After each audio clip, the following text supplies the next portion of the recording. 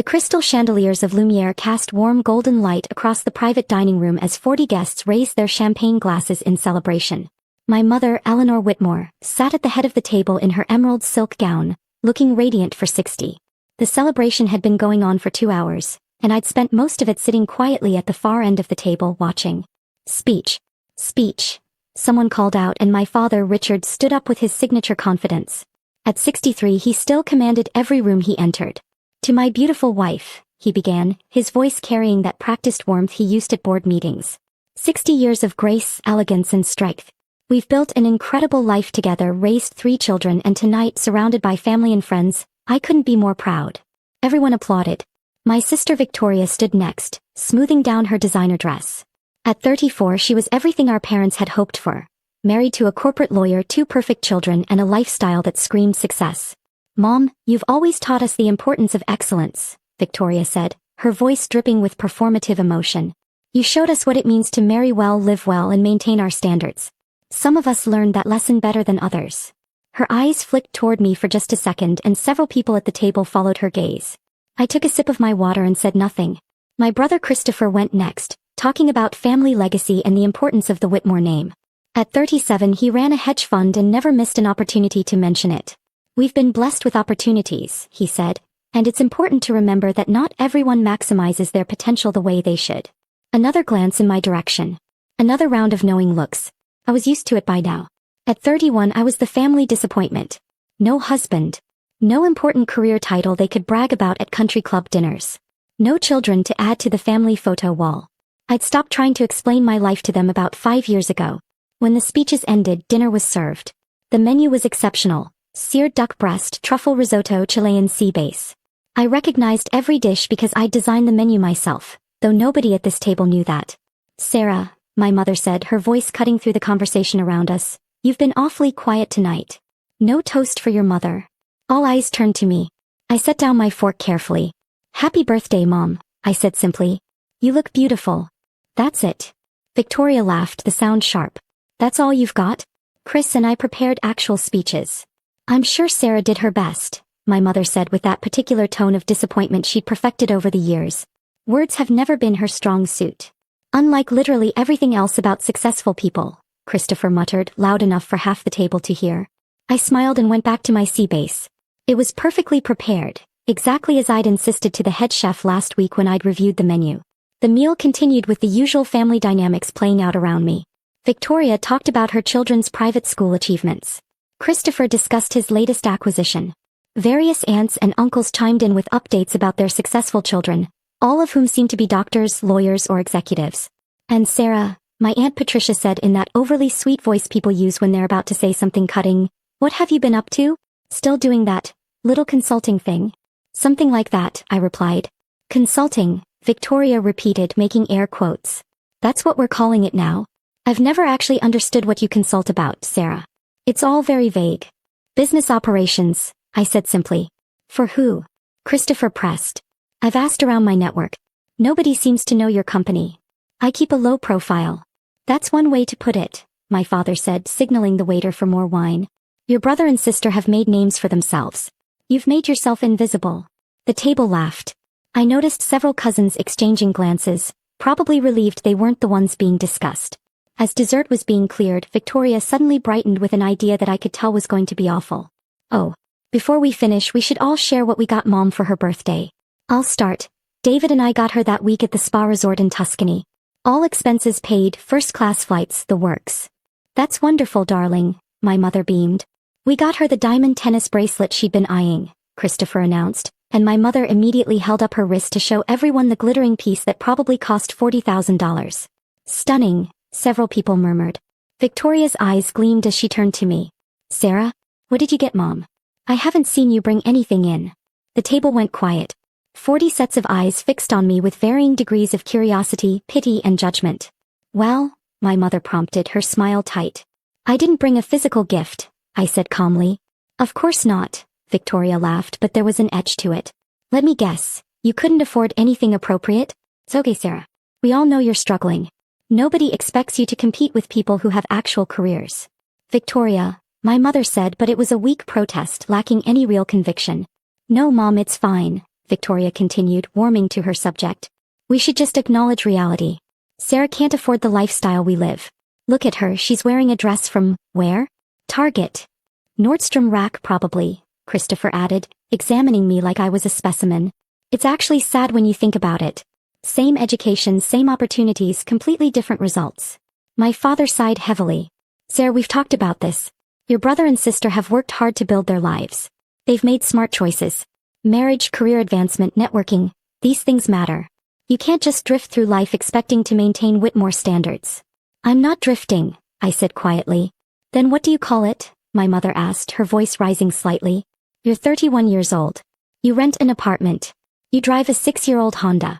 You work at some mystery job that none of your family understands or can even verify exists. At what point do you acknowledge that you failed to launch? The words hung in the air. Several people looked down at their empty dessert plates, embarrassed but not uncomfortable enough to intervene. You couldn't even afford a proper gift for your own mother's 60th birthday, Victoria pressed, and I could see she was enjoying this. She'd been waiting for an opportunity like this all night. That's honestly pathetic, Sarah. You should be embarrassed. Maybe we should, my cousin Jennifer started to say, but Christopher cut her off. No, this needs to be said. We've all been tiptoeing around it for years. Sarah is 31 and has nothing to show for her life. No husband, no career anyone respects, no children, no property. She's a complete failure by every metric that matters, and we're all supposed to pretend that's fine. I never said I was a failure, I replied, my voice still level. You don't have to say it, my father said. The evidence speaks for itself. Look around this table, Sarah. Everyone here has built something. You've built nothing. I took a slow breath and reached for my water glass. The dinner was winding down now, and I could see our server preparing the bill at the bar. Speaking of building something, Victoria said, gesturing around the restaurant, this place is incredible, isn't it? Dad, how much did you say this was costing? Around $8,400, my father replied, pulling out his wallet with a practiced casualness that announced he was about to pay a large bill. But your mother is worth every penny. $8,400, Victoria repeated, looking directly at me. That's probably more than Sarah makes in a month. 2 months, Christopher corrected with a smirk. The server, Marcus, one of my best employees, approached the table carrying the leather bill folder. I'd hired Marcus 3 years ago and he'd worked his way up from server to general manager. He was exceptional at his job, which is why I'd specifically requested he handle tonight's service. Mr. Whitmore, Marcus said smoothly, your bill for this evening. My father opened the folder, glanced at the total and pulled out his American Express Centurion card without blinking. It was the performance he'd perfected over decades. The casual display of wealth that reminded everyone of their place in the hierarchy. But I reached across the table and placed my hand on the folder before he could hand it back to Marcus. Actually, I said, pulling out my own card, I've got this. My father frowned. Sarah, don't be ridiculous. You can't afford. Marcus, I said, handing him my card without breaking eye contact with my father. Please comp the entire evening. All 40 guests. Every course, every bottle of wine, everything. Marcus took my card with a small, knowing smile. Of course, Ms. Whitmore. I'll process this immediately. Wait, Victoria laughed, confused. What do you mean comp it? You can't just comp an $8,000 dinner. That's not how restaurants work. It is when you own the restaurant, I replied. The words dropped into the conversation like a stone into still water. For a moment no one spoke. My mother's mouth opened slightly, then closed. Christopher's confident smirk faltered. What are you talking about? My father demanded. Marcus, I continued, still looking at my family, could you also bring me the ownership papers? I think we left them in the office. Right away, Ms. Whitmore, Marcus replied and disappeared toward the back. This is insane, Victoria said, but her voice had lost its edge. You don't own this restaurant. Stop making things up to feel important. I'm not making anything up, I said calmly. I've owned Lumière for 4 years.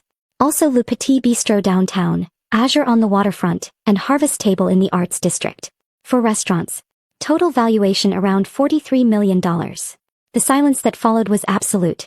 40 people stared at me like I'd just announced I could fly. My mother found her voice first. That's impossible. How could you possibly own? How could I possibly own 4 of the most successful restaurants in the city? I finished for her. The same way anyone builds a business, Mom. Planning. Execution. I started with Harvest Table 7 years ago when the previous owner was going bankrupt. I bought it for $300,000. Money I'd saved from actually working, not from inheritance or trust funds. You never told us, my father said, and for the first time all evening he sounded uncertain. You never asked, I replied. You assumed I was failing because I didn't follow Christopher and Victoria's path. I didn't marry for money or status. I didn't take a corporate job to impress your friends. I built something real instead. Marcus returned carrying a leather portfolio.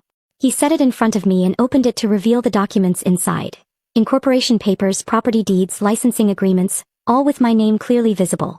Lumière Restaurant Group, Marcus said professionally, though I could see he was enjoying this. Established 2019. Sole proprietor, Sarah Elizabeth Whitmore. Current valuation as of last quarter, $43.2 million. My sister grabbed the papers, her hands shaking slightly as she flipped through them. This can't be real. Sarah, if you owned restaurants worth $40 million, we would know about it. Why would you know about it? I asked. You've made it perfectly clear for years that you're not interested in my life. You decided I was a failure and that became your reality. You stopped asking questions. You stopped listening when I tried to tell you about my work. You just assumed. Christopher was scrolling furiously on his phone. Holy shit, he muttered. She's telling the truth. There are articles about Lumière Restaurant Group. Boards. Features in food magazines. How did we not know about this? Because you never looked, I said simply.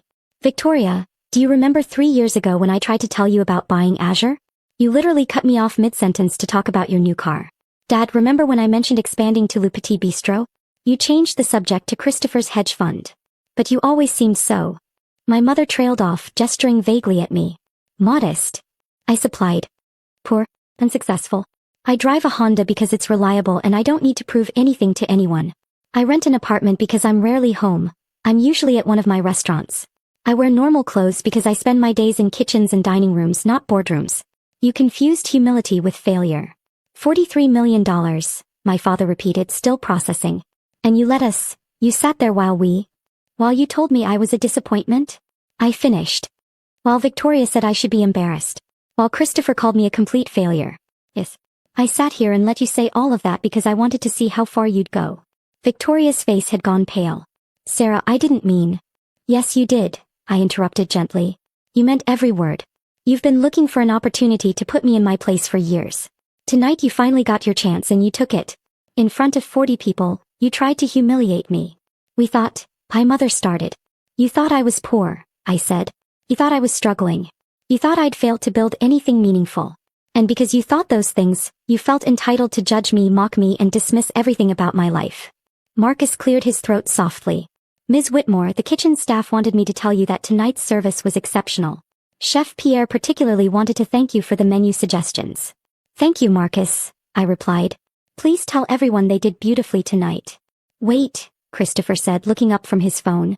You designed tonight's menu? Of course I did, I said. Mom's favorite is duck. She loves truffles. She can't eat shellfish but loves fish, so Chilean sea bass was the obvious choice. I've known what she likes for 31 years.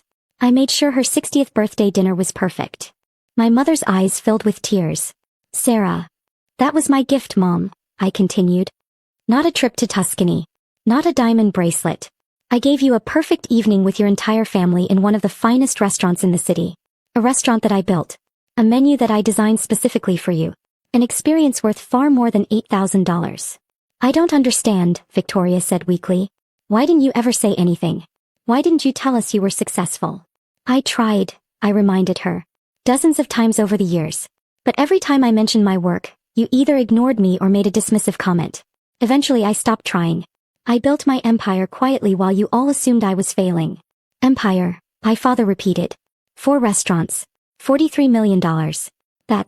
Sarah, that's more than Christopher's hedge fund is worth. I know, I said.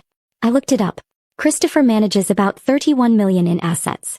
Victoria, your husband David's firm brings in about $2 million annually. Neither of those are small achievements, but they're not exactly empire level either. The implications hung in the air. 4 years Victoria and Christopher had positioned themselves as the successful children, the ones who'd made something of their lives. And they were successful, by any reasonable metric. But I'd quietly surpassed both of them while they were busy mocking me. Why didn't you defend yourself? My mother asked, her voice small. All those times we criticized you, why didn't you just tell us? Because it shouldn't have mattered, I replied. You're my family. You should have respected me and supported me regardless of my bank account. The fact that you only care now that you know I'm wealthy tells me everything I need to know about what you value. That's not fair, Victoria protested. We weren't criticizing you because we thought you were poor. We were criticizing you because you seemed adrift, unfocused, like you weren't trying. I was trying harder than any of you, I said quietly. I was working 18-hour days, learning everything about restaurant management, food service, hospitality, building relationships with chefs, suppliers, investors. I was focused on something real, something I created myself, not something handed to me through family connections or a husband's career. That landed hard. Victoria had met David through our father's business connections. Christopher's hedge fund was launched with seed money from family friends. Neither of them had built something from nothing the way I had. I think we need to talk about this privately, my father said, glancing around at the other guests who were pretending not to listen while absorbing every word. No, I said firmly. You were perfectly comfortable humiliating me publicly. We can have this conversation publicly too. Sarah, please, my mother said. We made a mistake. We misjudged you terribly. But we're still your family. Are you? I asked. Because family supports each other. Family asks questions and actually listens to the answers. Family doesn't sit in a restaurant and mock one of their own for being poor while that person literally owns the building they're sitting in. Marcus appeared at my elbow with a bottle of wine I recognized immediately. A 1990 Chateau Latour that cost about $3,000 a bottle. Compliments of the house, Ms. Whitmore, he said, showing me the label. For your mother's birthday. I nodded and he poured a small amount for my mother first, then moved around the table filling glasses. The symbolism wasn't lost on anyone. I was the host now, providing for my family, controlling the experience. This wine, my Aunt Patricia said softly, this is expensive, I finished. Yes, but Mom's worth it. Happy birthday, Mom. My mother raised her glass with trembling hands. The toast that followed was subdued, confused, and nothing like the celebratory atmosphere from earlier in the evening. As people began gathering their things to leave, Victoria approached me alone. She looked like she'd aged 5 years in the past 20 minutes. I'm sorry, she said quietly. Sarah, I'm really sorry. The things I said tonight were honest, I interrupted. That's what bothers me most, Victoria. You weren't being cruel on purpose.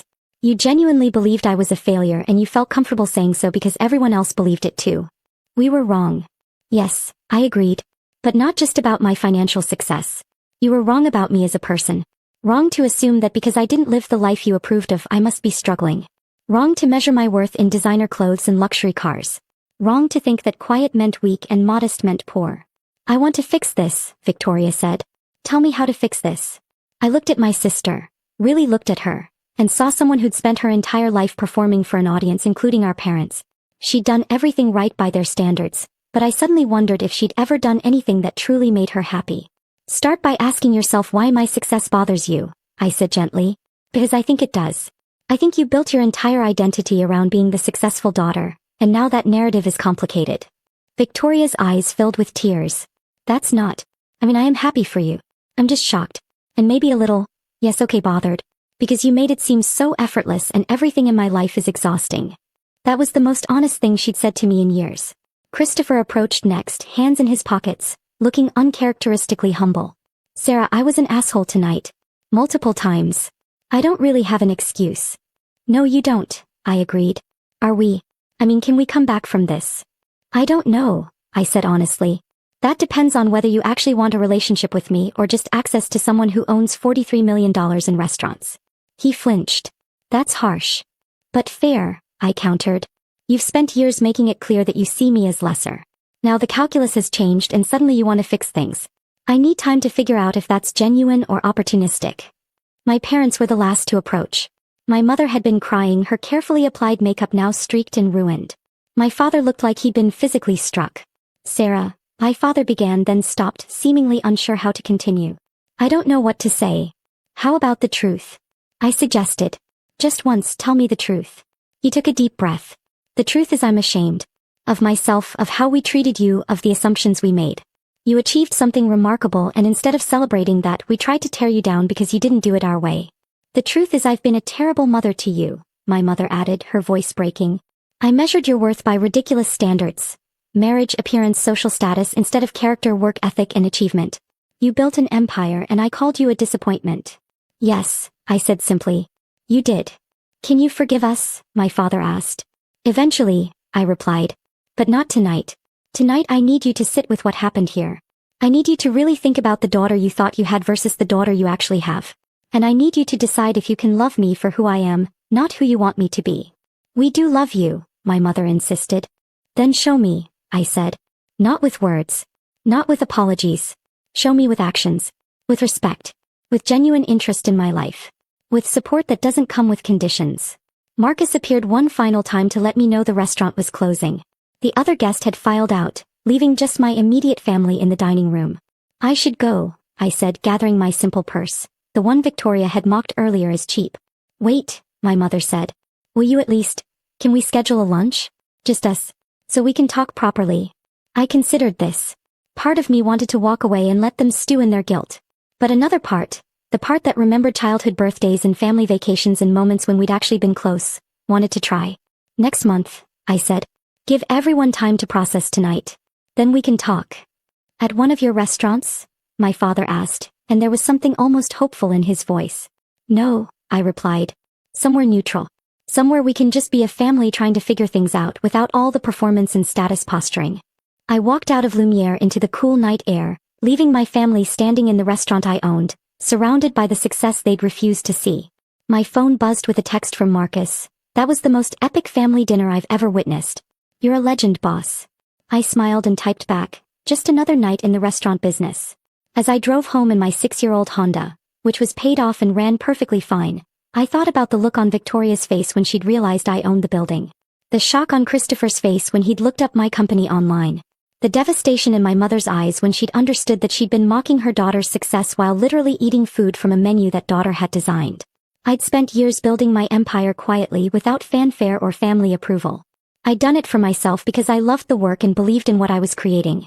The fact that my family had missed it entirely was their loss, not mine. But as I pulled into my apartment building, a modest place I'd chosen because it was 10 minutes from my flagship restaurant, I felt something shift. The satisfaction of tonight's revelation was real, but it was complicated by sadness. Sadness that it had taken $43 million for my family to see me. Sadness that respect had to be earned through wealth rather than freely given. My phone rang. It was my mother. I know you said next month, she said when I answered, but I just needed to say one more thing tonight. Okay. That menu you designed, she continued, her voice thick with emotion, it was perfect. Every dish was something I loved. You paid attention to things I didn't even realize anyone noticed. That was the most thoughtful gift anyone has ever given me, and I almost missed it completely because I was too busy judging you. Mom. Let me finish, she interrupted gently. I've been thinking about all the times you tried to tell me about your work and I shut you down. All the times you achieved something amazing and I changed the subject. I erased your accomplishments because they didn't fit the narrative I wanted. That's not love. That's control. And I'm so sorry. I sat in my car, phone pressed to my ear, and felt tears finally come. Thank you for saying that. I don't deserve your forgiveness, she said.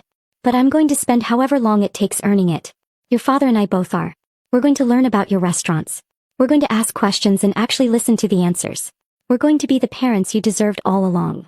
I hope so, I said honestly. Next month, she promised. Neutral location. No performance. Just family. Just family, I agreed. After we hung up, I sat in my car for a few more minutes, processing everything. Tonight had been brutal in its honesty, but maybe that brutality was necessary. Maybe some relationships need to be broken down completely before they can be rebuilt properly. I thought about Marcus and my other employees, who'd watched me build this company from nothing. They knew the long nights, the failed experiments, the learning curve, the risks.